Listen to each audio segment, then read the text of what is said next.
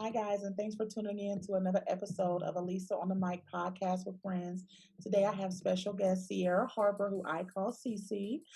She's coming to join us to talk about her journey from being adopted virtually at birth to finding her or her birth parents in her mid 30s. So, without further ado, Ciara, how are you today? And thanks for joining the club, the podcast club.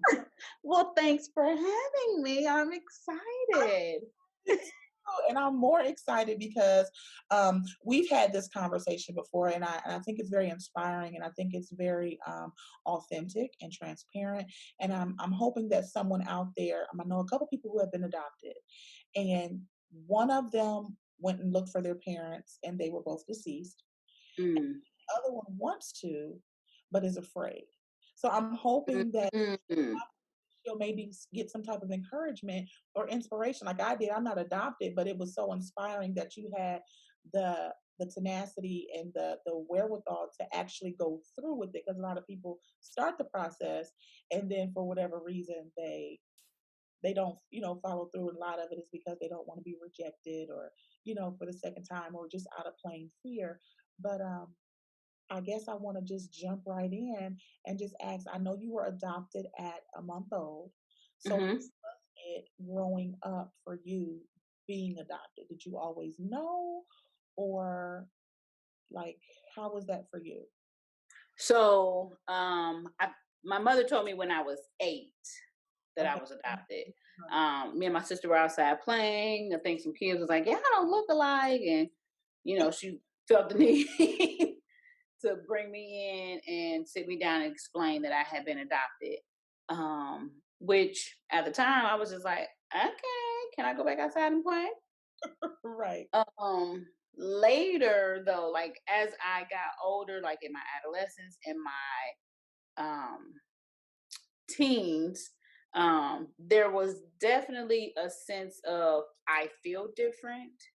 Um and I knew I didn't really look like everybody else. Um not that not that the Langfords have all the same look, but my grandmother had 4 boys. They all, Hmm. you know, they, the children look like say Somebody. Yeah. they look like somebody, right? I did not look like anybody, and I have a much more outgoing personality um, than a lot of my family members. Which I mean, it's not bad. It's not good. Not that they're not outgoing, but like I'm a pretty much like A large personality. yeah. Like, let's get it. Yeah, come on. Yeah. Right. The party don't start till I walk in. Exactly. A very large personality compared to. Right. Compared to them. So yeah, so definitely in my adolescence and my teen years, which I kind of feel like maybe for everybody, you're trying to find yourself. Mhm. So, you probably do feel like, oh, who am I? What should I be doing? And I think we look to those that are our families for some definition of who we are and who we should, or maybe not should be, but just who we are, right? I did grow up in a family. Uh, my mother and father were both in church, so we were raised in church. So I mean, I had an identity. I gave my life to Christ pretty early, as well. So I knew who God was, and I was learning that relationship. But I did not really have that as a more like I do now, Like a right? like a real solid. Right. Like a personal relationship. I didn't have a personal relationship as a teenager. That came as an adult. Okay. Okay. So do you feel like when you were going through your adolescent years that you kind of with your friendships or your relationships, or because we start dating at that age and all that kind of stuff, people stuff like that. Do you feel like it was kind of hard for you to relate to other people or maybe even stick around with people for like fear of rejection because of that seed of rejection that is innate? It's just baked. Yes. You know what I Yeah. mean? Yeah, because what if we all trying to figure out who we are and we want to be, we always want to fit in with a group. So in high school, I didn't really fit in with one group. I kind of, went with different groups, whether they were, regardless, the cool kids, the music kids, the whatever kids. I went with any group. You know Right. what I mean? Preference. So yeah, right. Right. I mean, I kind of felt like I went around. Right. So, and with relationships, my relationships didn't really last very long either. Um, Two reasons. Um, the first one, probably the main one, was more so that I wasn't having sex, but also like around 3 months, I would just be like, "Hey, all right, bye, Dante. Hey, Todd." you know, Right. and I sort I did that for a little while. I actually I didn't have a long term relationship until my senior year in high school. See. And was that challenging? Even with that, was it because a lot of people self-sabotage things and we kind of, you know, we want to push you away before you have the opportunity to push me away so that I don't feel that sense of rejection type thing. Do you think it was Yes. I think rejection definitely played a part of it. Actually, that long term relationship, he probably, I know he wanted to get married. And I was like, I'm too young for that. I don't know. I ended up questioning everything. Like, I don't know if this is what I really want to do. Like, are you who I want to be with for the rest of my life? I mean, I don't know. So going through a lot of different changes? Yeah. yeah, and then I was going to college. Like, I had just gotten into college and everything. So yeah, I think you know when you definitely have when there is a sense of rejection there, when that seed of rejection is there, um you don't you don't want to settle down, or you don't want to be rejected either, right? I don't care what they do. Even with my husband, when he was like, let's get married, I was like, I don't know, I don't think so. Right. It's like, Maybe not. I think we broke up. see what I'm saying? See, I ain't fooling with you. I am not fooling with you. You like, maybe not. I don't know if this is real. I don't know. Feel like it comes from a second guessing of the fact that at some point I wasn't good enough. If I wasn't good enough when I was first born, like what if, Hmm. and not being able to figure out what that, because we create these narratives in our heads, right? And Hmm. I don't know why they gave me up, but I'm going to make, since they're not here for me to ask them, I'm going to have to answer that question for them. Whatever I make up in my mind, I'll just make that up, but not really knowing what it is. It's like, what if this guy finds out what that is and rejects me too? Or what if it's something about me that these girls over here may not like, and then they're going to push me to the side. Was that why my mom gave me, you know what I mean? Did you ever feel like, I don't think I put it together like that okay, growing up. Yeah, I probably didn't put it together like that, but I definitely knew that. I definitely felt like there was, not that I was running, but I guess maybe like I was always running. You know what I mean? Running from whatever that something was, but I didn't. And you kind of look, you're looking for validation. You're looking for some place to belong, and you may not always.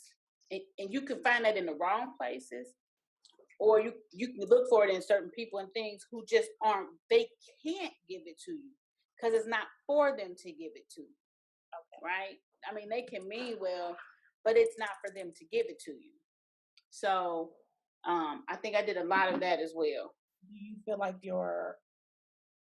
I want to make sure I say them right, your adoptive mother and father, do you feel like they were always accepting of the fact that you would one day find them? Were they encouraging you to, or did they ever feel a sense of jealousy or like, I'm gonna lose my baby if she finds me?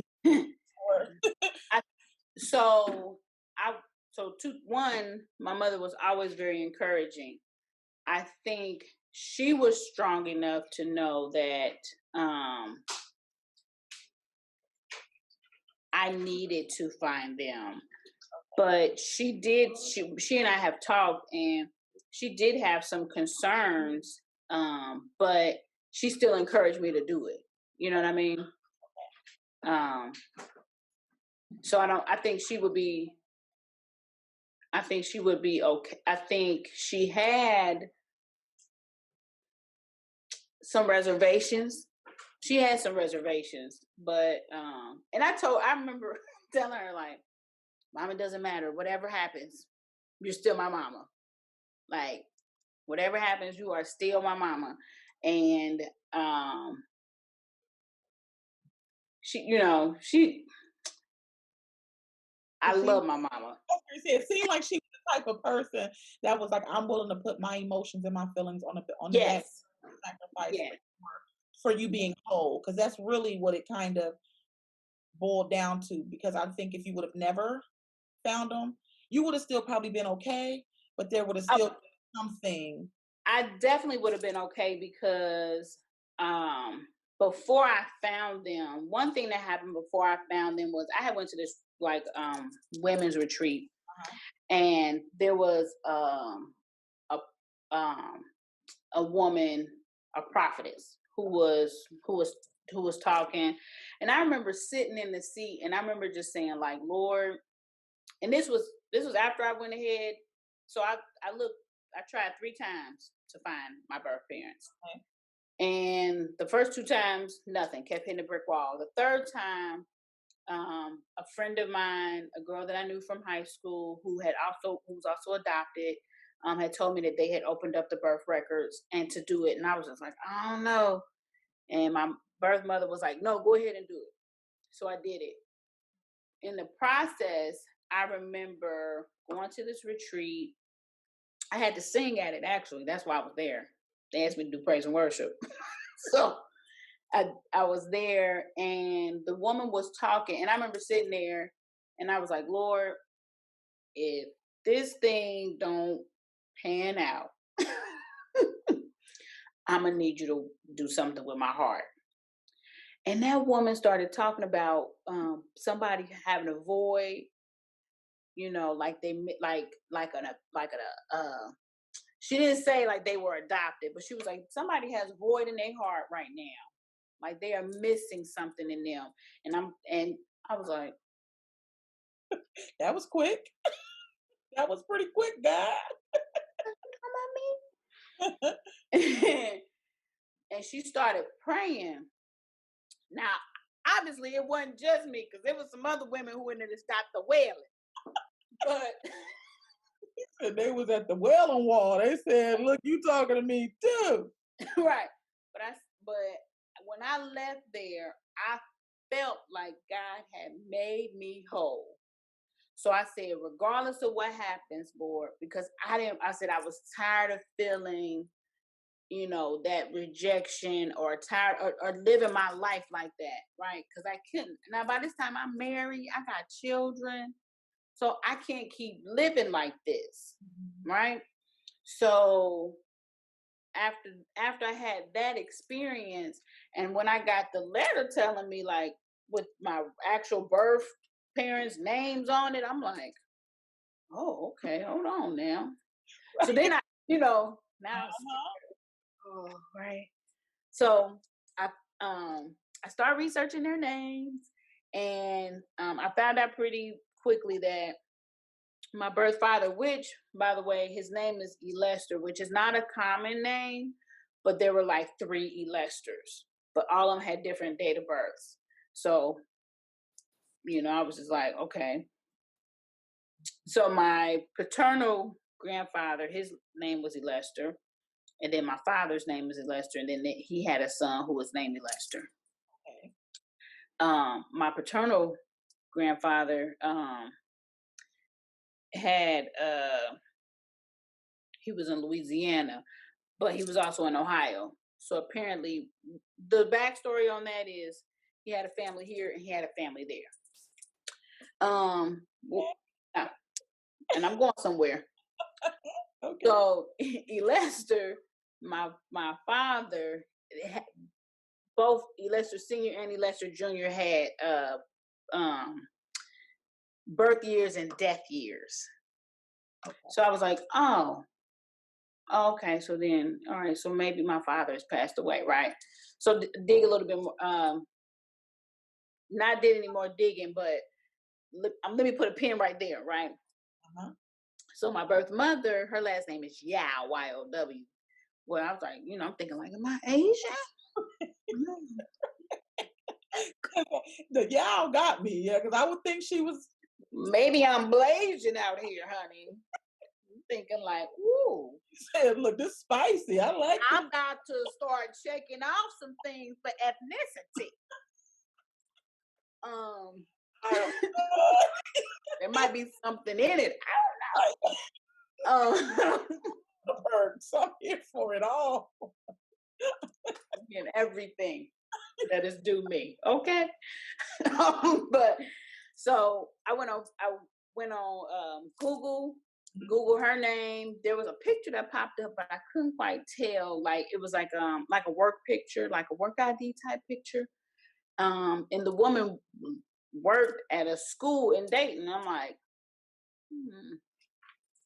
I ended up calling the number that was listed there and spoke to a woman who said that, oh, this lady no longer works here. She retired. Well, actually, no, she did not tell me that. She was like, she's not here. Is there anything I can help you with? And I thought, well, do you know when she'll be back? Because this ain't no information. I'm just trying to dump on you. I need to talk. Yeah, like I'm just looking for. I think I might have some information. And the woman was doing a little bit of digging herself, trying to figure out why I was calling. And I was like, well, I'm just trying to get a hold of her. Just I'm just trying to check and see if I could get a hold of her. I need to speak with her. And so she was like, oh no, she doesn't work here. What that lady ended up doing was calling my birth mother to tell her that there was somebody that was looking for her. Yeah. So, yeah, let's put a pin there. Okay. That's why she's asking all them questions. Right. Nosy. You could have just said, no, she don't work here anymore. Because Thank you. turns out Irma Jean had retired. So yeah, she was picking so that she must have been her friend or something because she was trying to get her. Actually, yeah, well, Mama EJ tell me she was not her friend. She was just a nosy coworker. But that, of course, I found out. So, okay. See, there's a pin there. Hold on. We're going to pull it out in a second. So when I went on Facebook, she had a Facebook post, like a page, but you know how you can tell when somebody's been on it for, like when they haven't been on it for a while. So I didn't go there, but I went with every like gal that I could find that I was Black. And I sort of just sent like this message that said, hi, I'm looking for Emerging Yao, trying to see if you know who she is. I think I might be that's my mother, blah, blah, blah, blah, blah, blah, blah, right? So the one girl who responded back said no. And I didn't send out a bunch of them. I don't want people to think I was just out here sending out all this information because I didn't. Again, just because I had an experience don't mean that thing won't still try to creep back up. Right. So I have to fight against feeling like, oh, So I get Peachy. So there was a Leslie Peachy Girl Yao and a Martina Yao. Martina Yao, and mind you, during this time frame, I am sharing this experience with not only my husband but with some coworkers of mine. Okay. And my coworkers are like, well, let me see. Like they trying, Excited, yeah. Right. So the picture of Tina, it was hard to tell. She had like this white hat on and she had on white, and it was a little dark, so I couldn't tell. Like, does that look like me? Because I'm doing like this, like, Right. because the whole part of this is who looks like me, right? Because I don't look like my mom. I really don't look like my dad. I don't look like my sister. My dad had green eyes, and I have light brown eyes. So that was always the story. Like, that's how we looked alike by eyes, right? That's what I would. I mean, my daddy got green eyes. You know, I got light brown eyes. That's how we were. That's how we look alike. So, but that's it. Like, nobody has his nose. Nobody had these lips. Don't Right. nobody these high cheekbones. Don't nobody make faces. So Peachy Girl responds back to my message and says, "Yes, I know Irma Jean. That's my mother-in-law." I'm like, really? That's hot. And hey, right. And what I did know from my from my birth, so when you're adopted, they give you like a pack, like a little blurb of like your family history, right? So who you're like, not their names. They don't give you any identifying information. They just give you descriptive information. So the age that they were, the color that they were, what jobs they had, their history, high school, if they graduated high school, if they went to college, they had siblings, how old their siblings were, what did their siblings do, their parents, how tall they were, all of that stuff, right? And then background. And then they do give you a little bit of medical history, just a smidge, not a lot. Like if they died, what they died of, Okay. type of, you know. So, and I've come to find out that some of the information in there is incorrect. So, because I did start asking questions. So, and that's that's the other thing I would tell myself. I'm looking because I want to know my medical history. So you had every reason so that you don't get hurt. I'm not looking because I want to. I need to know my medical history. I didn't know my medical history. Medical history. I need to be able to tell my kids what they, I gotta know this stuff. If high blood pressure, diabetes, and hypertension run in the family or cancer, I need to know. So Peachy Girl says, "Yes, I know Irma Jean. That's my mother-in-law. I'm married to her son, who at the time was incarcerated. You have a sister. She lives in California. Her name is Tina." I said, "Oh, I sent her a message." I give her my number. We start texting. She gives my number to Tina, who calls me, leaves me a message because I don't answer numbers that I don't know. And so then I call her back, and so we're having this conversation. Which then I come to find out, we're gonna take the pen out of E. Lester. E. Lester has 20 children. No exaggeration. So where E. Lester Sr. had a family here and a family there, E. Lester Jr. is a Rolling Stone. So now we're getting generational here, honey, with these things. Okay. So A lot. That's a lot. yeah, E. Lester's got 20 kids. And not that many baby mamas. Okay. Like it's not that many of them. And Okay. they range in age from 50, I think at the time it was like 55. So now they're about to be 60 to the 20s. Oh, we were rocking and rolling, yeah. Because you're at about that, what, you just turned 40 this year, I right? just turned 40. Yeah, he kept it going. Yep. And so and this is so Irma Jean has 3 kids. There was another woman who had 3 kids. There was another woman who had 2 kids, another woman who had 2 kids, another woman who had 2 kids, one woman who had 1. Yeah, he was rolling on. Yeah. But what he's doing is he's going back and forth, you know. But what I found out is that he suffered from a mental illness. He was bipolar, and he was a heavy drug user. So he actually died in California because he was staying with my sister, but he had a very heavy drug use problem, in which the story still is unclear to me. But I have I have no relationship with him, so I don't, for lack of a better words, I don't really care. You know what I mean? Like what the, how he died, why he died, all of that doesn't. It was in '98. I was graduating high school, so you know, I had, I didn't find my birth family until I was like 35. So, With no connection. so right. So there were plenty of years that had passed by, and I still had a father, like a physical father in my life. So a good father too, right? So, and then once you hear all of that, you think like, whoo, dodge that bullet.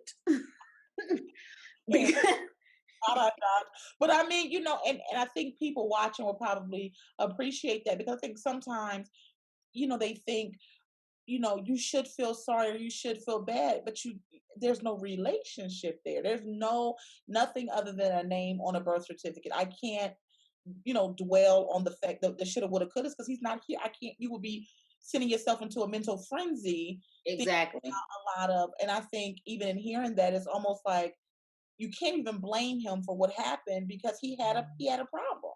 He had a problem. He had a problem. You know what I mean? So that that went down the line, and that's why I said, "Whoo, dodge that bullet," because I have met maybe half of my siblings, and the majority of the males have that same problem. and that's and it's Monogamy is their strong suit. not their strong suit. Got it. Got it. Yeah, so I'm like, oh, okay. Mhm. And then when you have grown up knowing this, right? So you know what your father does, or as a male, but you also know what he does as a female, how that affects you as a female, because you're looking for this love, you're looking for this affection, you're looking for this relationship with this man, because see, they had that, Mhm. right? So they also would see him going from Place to place to place to place to place. right. Coming back, dipping back. And I'm Where sure some of them, they like the stories that they say, like, oh, I didn't meet my brother and sister till I was in high school, or I didn't meet my brother and sister till I was skating. My one sister, she says that she had a crush on one of her brothers. Yeah, and then heavy. she said, That yeah, Lester called her like, don't do that to me, baby girl. That's your brother. Well, and so you should probably wrap that up, get tie your that up. family together and let them know Cardinal. these these are your siblings. Yeah. And then there are other siblings who they did, they've grown up. I mean, at this point, everybody's an adult. Nobody's a child, Right. you know. But I can see, not just because of their father, because they also had mothers, but whatever all that thing was that was working, It had an effect. it definitely had an effect. And everybody has come out different, which would be understandable, right? You have different mothers and fathers, right? So everybody's come out different. As far as for me, um, I didn't meet my birth mother right away either. So it was actually a couple months after I found her Right. before she was ready to meet me. She wasn't ready. Okay. Yep. And so she had gotten married. So my sister Tina came to Cincinnati. To Dayton. She came to Dayton, but then she came to Cincinnati, and she stayed with me for a little while. She came to visit because she wanted to meet me, and Yeah. she tells me, she says, I remember Mama being pregnant with you, because at that time they would have been 11 or getting ready to turn. She was getting ready to turn 11, I think, Daryl would have been turning 14. They So were old. they were old enough to know, right? But she said that they were told that I had died. They were told I had died. But so my birth mother had sisters and they knew better. And she said that she remembers hearing them talk about me, and I don't like I still don't know all the details, Were you but the last child? yes, I am. Yeah. Um but it was it Did it affected it affected my like my sister. It definitely affected her. I don't know how it affected my brother because like I said, he was incarcerated. He actually has been released, like he's fully released a few weeks ago, but I haven't like spoken to him since he's been out. Like one, we've been on quarantine, so I can't invite you down because right? Exactly. Gotta make sure everybody stay quarantine yourself for the I next I don't know how long before you listen. I need everybody to be Rona free. right. Um, but I do want to get to know him. I want to get to know him. Did it bother you that it took Irma Jean time to meet you? Did that affect you in any kind of way? No, because I realized that here I mean, I had to put myself in her shoes. I mean, you knew you was pregnant, and you knew immediately that you were going to give me up for adoption. Your two kids were teenagers, and you were not with the father, and it was a mistake that you had gotten with him that time, right? So I had to put myself in her shoes. Like she would not have. I'm, I'm sure she never packed it completely away, but you gave somebody up for adoption, you probably don't think you'll ever see them again, But right? the blessing too is that she did not abort. Hun, listen, 'Cause that was a very real option. As that was a very real option. But she told me that she was like, I'm gonna have this baby because she used to work in social services. At the time, she was working in social services. So had an understanding of probably what it was probably more beneficial for her. And you gotta imagine like you're carrying this baby for 9 months. mhm, This is your baby that you know that you are not gonna like that's a different level of turmoil. You know what I'm saying? mhm, Different level of hurt and anguish, because I'm pretty sure she probably did not want to make that choice, but it was probably the only choice she felt like she had. No, right, there's such a big gap between her your sister, and mhm, you know what I mean? That's like mhm. almost like a 12-year, 11-year gap. And it's like, what am I gonna do with I don't have any help. So it was probably very agonizing for her to make that choice and to hear that you were looking for her. I'm sure it Oh probably yeah, up all of those feelings because she probably didn't know how you were gonna react. right. Yeah, because yeah, you don't know what ended up happening was so she had gotten married, Mhm. or she's married. So my stepfather, Daddy Walt is what I call him. Okay. He sort of met me first before I met her. Yeah. So he looks out for her, he protects her, and he met me first, and he was like, "You are definitely Irma Jean's daughter." Right off the dribble. He knew. He said, "You are Irma Jean's daughter," and um, I he talked to her, and Mhm. then Tina talked to her, and Peachy Girl talked to her, and one day we decided I was gonna come up there, so I went up there, and it was really interesting because she was sitting in her living room. I came in the side door. She was sitting in her living room, and I walked in, and I'm trying to think, did I have everybody with me? Was everybody with me? I can't remember if Donnie and them were with me or not. But no, I think it was just me and Peach Girl and Tina. And she gets up. Listen, I'm 5'2" and 3/4.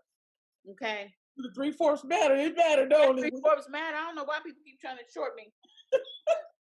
I'm 5'2" and 3/4. She's like 5, maybe 5'1". She a shorty too. She's a shorty.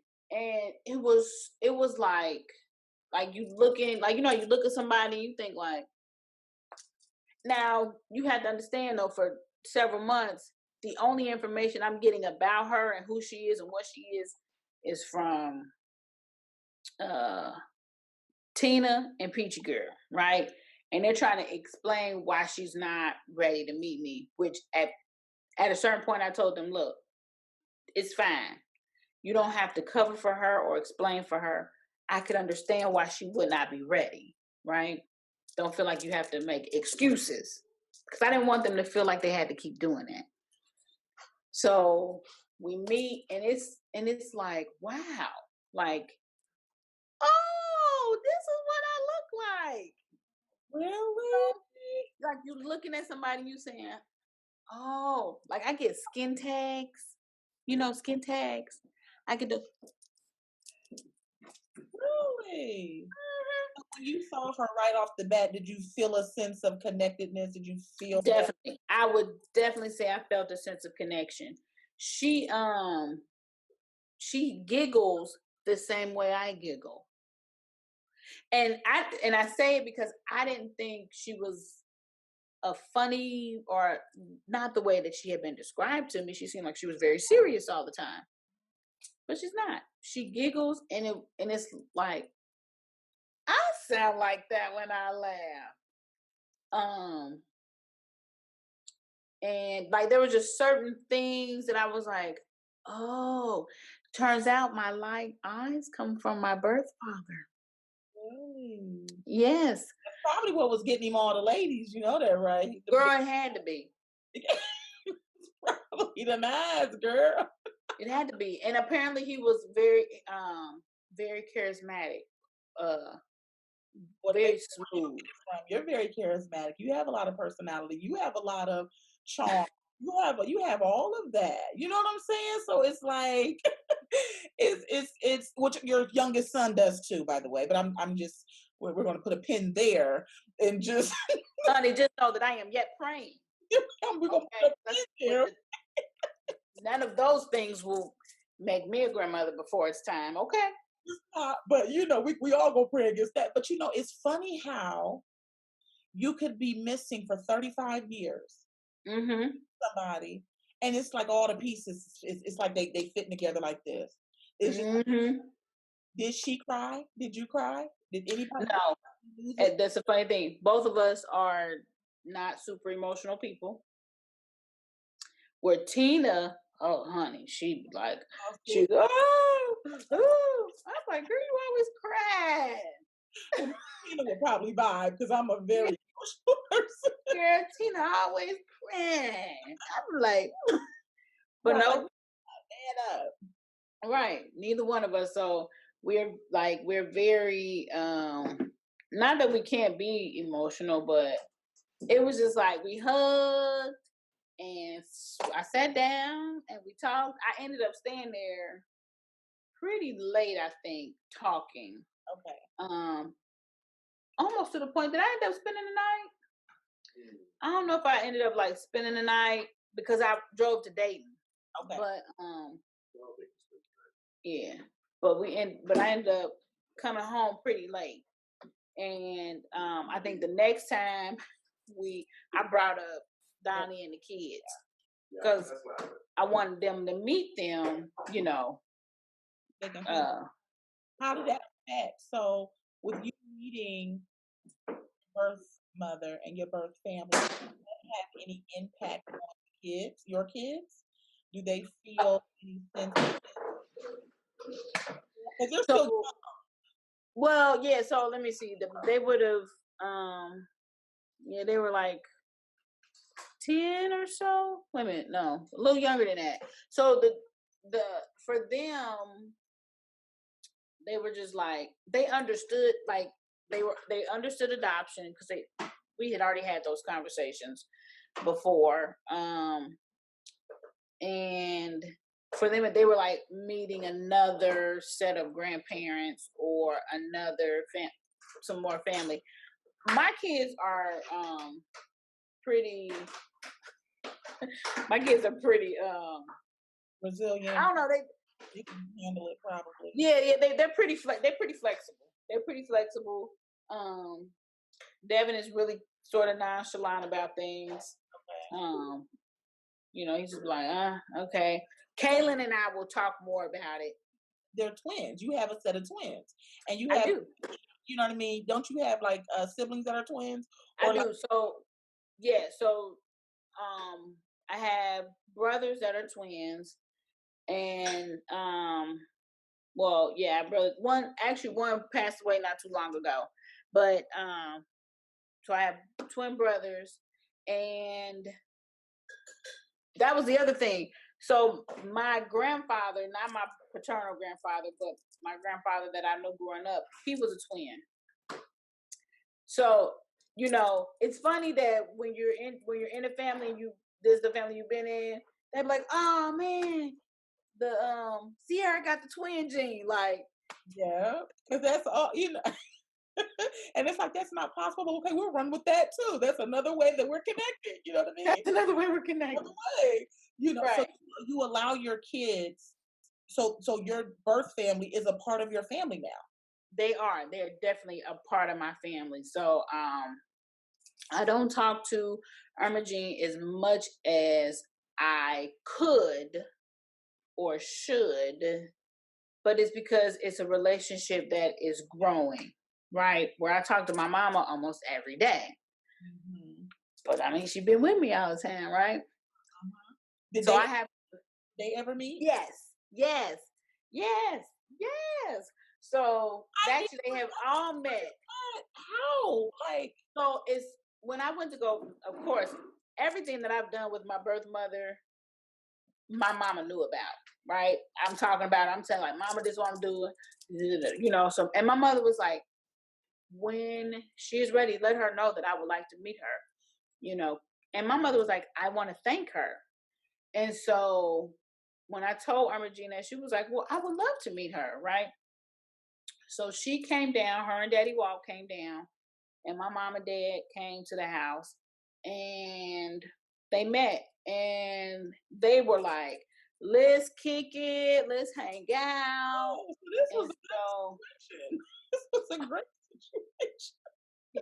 so like Mama EJ and Daddy Walt have been to like family functions that we've had. Like I think they've been to a couple Thanksgivings. I don't think they came down for Christmas, but like we've done like family functions, like when my mom and dad would host things at their house. They've been over there. They've been in my aunt's house. So They've it's been to my an extension of your family at this point.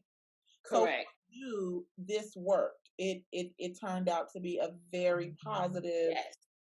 So what would you tell somebody who what would you tell somebody who was looking? Like what's like how My so I would advise if anybody is looking like you said you had a friend who um she's afraid, right? I would say just do it because you could only be where you are, right? So you don't find them, or if you do find them, and let's say it's not what you expected, because I did deal with that too. Because in my mind, I had made up, like I said, I thought I might have famous siblings or um, I'm thinking like, surely I gotta have somebody out here famous. Um, there were times where I had made up um reasons why my mother gave me up, right? Like, like she couldn't keep me because, she was going off, to the war in Afghanistan or Iran or somewhere.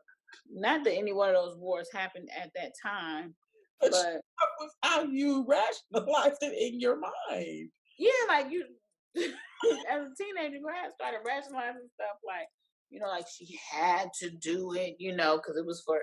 Now I wasn't far off, you know.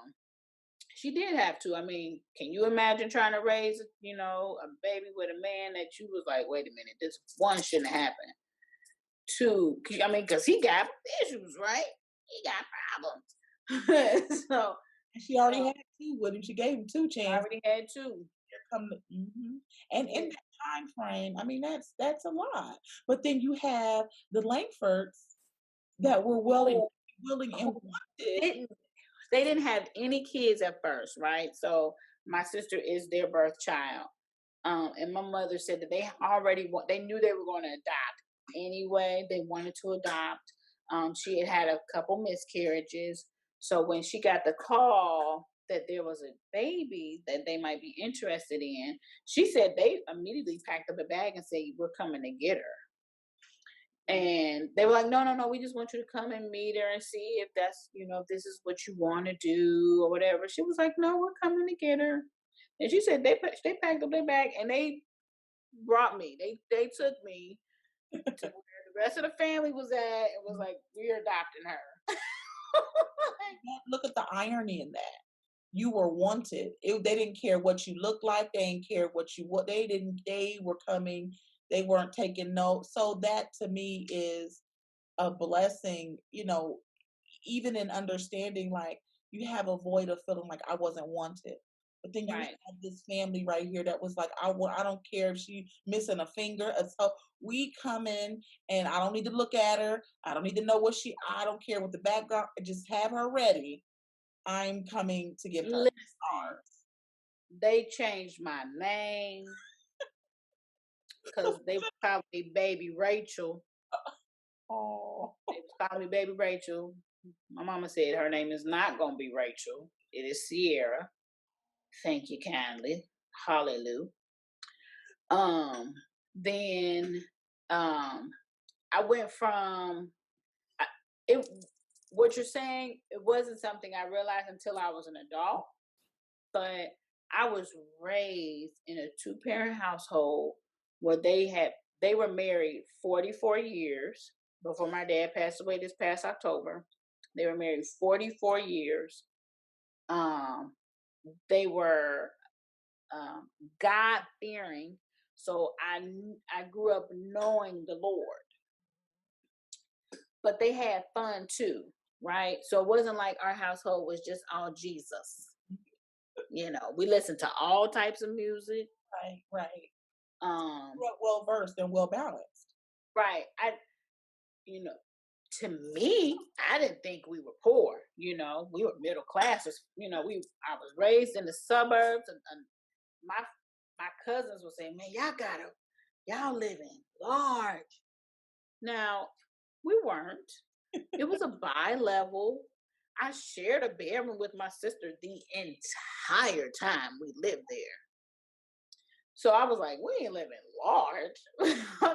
But I had some cousins who was living with my grandma. So So it was you know like what I mean? it was a good life.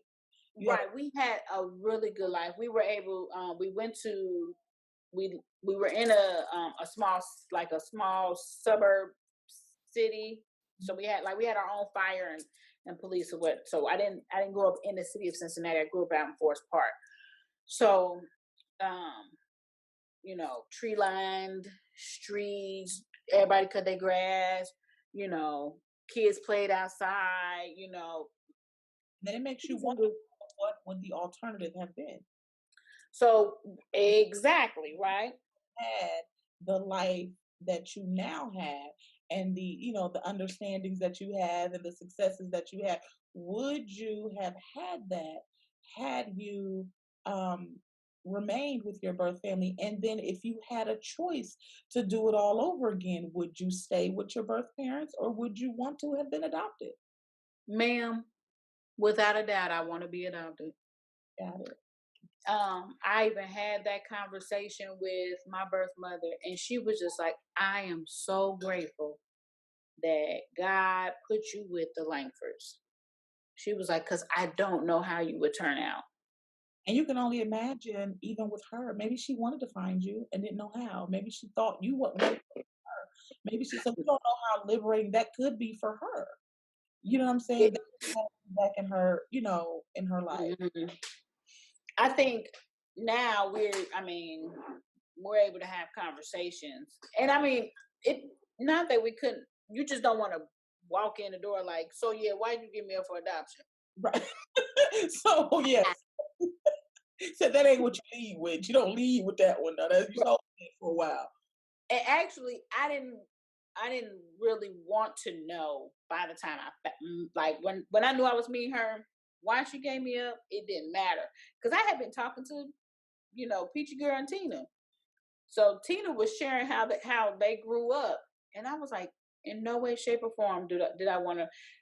And let me say this, they didn't have a bad childhood. My birth mother wanted to better herself. So she left them with my birth father for a short period of time so that she could get a better education, Okay. which is how come she gave me up for adoption, because she was on this journey of being a better woman so that she could provide better for her children. So I You would have, can't mad at that. You can't. I can't be mad at that. And yeah, I know a lot of times because a lot of people's story don't turn out like yours. Hmm. The foster kid and that kind of thing. But even with that, I think the most important thing that I've heard you say throughout this whole thing is when you decided, because it's a choice, to put yourself in your birth mother's shoes. A lot of Hmm. people don't do that. And if you do that, and if you try to look at it from their perspective, sometimes the anger and the resentment fades. It doesn't Hmm. doesn't make the situation right, wrong, or indifferent, but at least you can understand. And that's all anybody can kind of ask for is just that you understand. And that's not in this kind of situation, but in marriages, relationships, if you don't put yourself in the other party's shoes, you'll always be in a state of you did this to me or victim mindset, if you will. You'll Right. always be Hmm. there. You know what I'm saying? When it was never that in the first place, because your life, Never. you know what I mean? Right. Hmm. You know what I mean? You have 3 kids, you got a husband, you got a biz, you have things that probably your siblings would only wish they would have had, Yes. and Hmm. be able to progress the way you have. So it's different now with you being adopted. Do you find that you parent different? Are you closer to your children? Do you feel like you love them any different, or it would be the same regardless? No. Look, oh, Because I'm here to tell you, I'm just watching from afar, it's like, kids, and um now they do, they do say stuff like, "Mommy, you think you want to adopt?" And I was like, "No." And now I'm an advocate for adoption. okay. I would tell anybody, like, definitely adopt. There's plenty of kids who need like a loving home, and that's what a lot, you just, there are stories, like you said, there are stories where you like, oh my gosh, right? But there are plenty of kids out there who all they're looking for is some love. Now, in that, if they've not been, if see, I was adopted as a baby, but if if they've been passed around in foster home and stuff like that, they're gonna come with a little extra baggage. But I believe that there's somebody who can, that if you got the love to give it, and just work with them. Do you feel like you would ever consider adoption? I don't know. We had a situation with a student um, at the beginning of the school year where I was like, if he needs to be adopted, I'll adopt him. You know what I mean? So it's situational. It's like something that pulls at your heart. Yeah. But but I don't know, because right now my kids are a handful, not a handset, a handful. Well, that youngest one, let me just tell you, okay? Because I got my eye on Caleb. She need to be in a show. And that Micah, I'm about ready to write him up. Micah's well, he was supposed to be in the show in April. He need to be. He was supposed to do a play in April, but Corona pushed it back, so I think it's supposed to be in June. Listen, so we'll see. That'll be his little debut.